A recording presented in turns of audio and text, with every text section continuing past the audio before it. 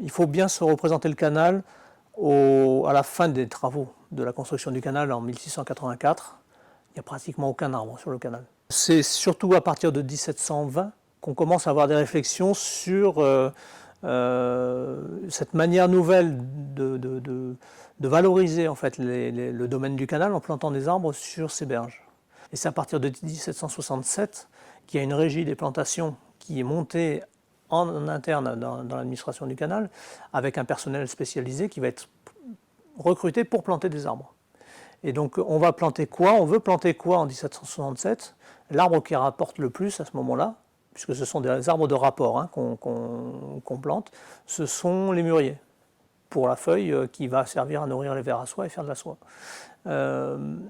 On va planter à côté des mûriers des bois qui vont servir de bois d'œuvre à l'administration du canal. Donc c'est essentiellement de l'orme ou du frêne.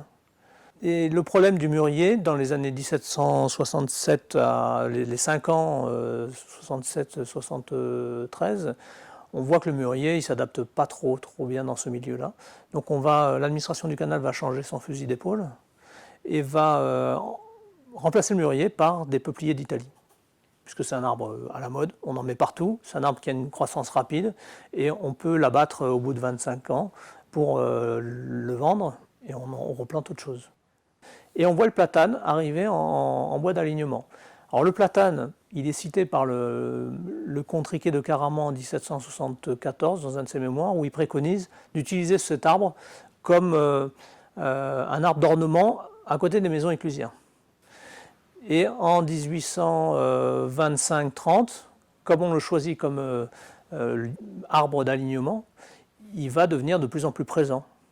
Et l'administration, l'État qui reprend la propriété du canal en 1898, va les entretenir et va les laisser croître. Et ils vont marquer de plus en plus le paysage, ils vont devenir un marqueur du territoire. Et en 1930, les commissions supérieures cité paysages vont protéger ces alignements de platanes, que ce soit routiers ou fluviaux. Mais ceux du canal du Midi étant parmi les plus beaux, bien sûr, ils vont être entretenus comme tels.